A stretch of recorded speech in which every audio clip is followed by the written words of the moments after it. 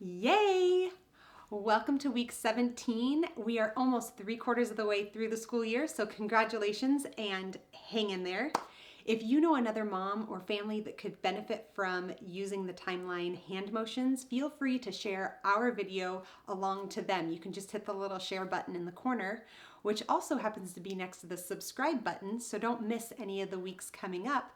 Hit the subscribe button and the little bell next to it, and we'll notify you of the videos as they come out.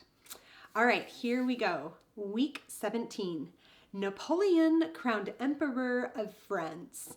All right, I'm going to give you 4 signs here, but remember, you don't have to do them all. Just pick one, maybe 2, that helps to remind you of what the portion of the timeline song is, or to help jog your memory.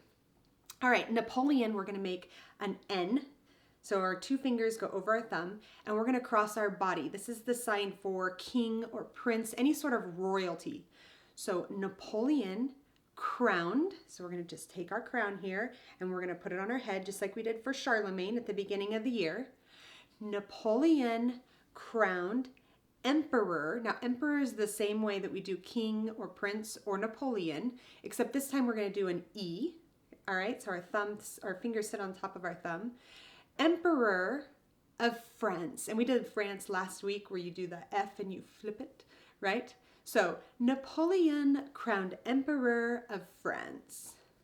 Liberation of South America. Now this was freedoms, right? So they were freed. So we take our fists like this and we free them. So you can keep your hands in an S or like this. It's really not specific, but you're going to link them together and free yourself. So liberation of South America. So we're going to take our fingers and make an S, and we're going to pull down. That's for south.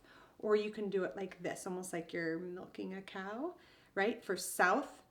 But we're not going to do this. Even though this is the sign for America, it's specific to the United States because we are a melting pot. That's what makes the United States. So this is different than South America.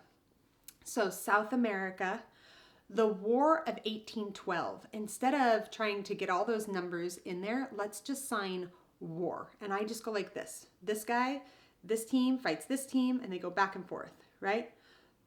This is, I find, the easiest way for kids to remember it. This team versus this team fights against each other. So the War of 1812, the Missouri Compromise.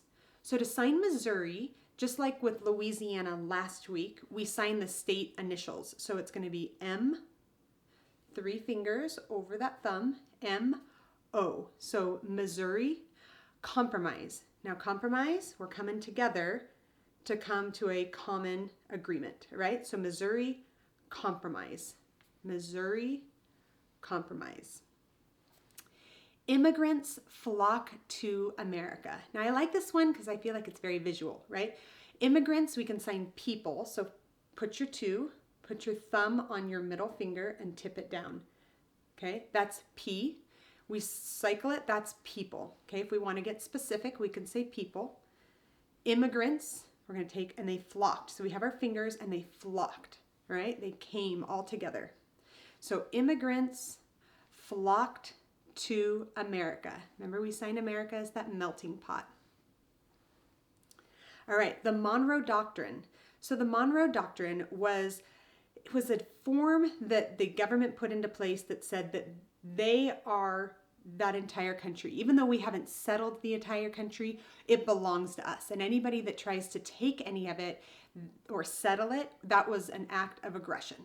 And so we don't have something that really translates exactly word for word, the Monroe Doctrine, unless we spell it out. But we can give the resemblance of what it means. So we can say, right, we can sign westward expansion. So we're signing from one side of the country to the other, all right? And then it was a document. So we'll just sign that document. Okay, so the Monroe Doctrine. And then the Romantic period of the arts. This was a time of a lot of drama and a lot of really expressing how people felt through art. And so we're going to show that when we say Romantic period of the arts. So we're going to go,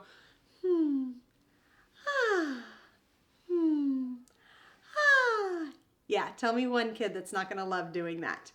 Romantic period of the arts. All right, week 17 almost down, and we'll be on to week 18 coming up next. See you then.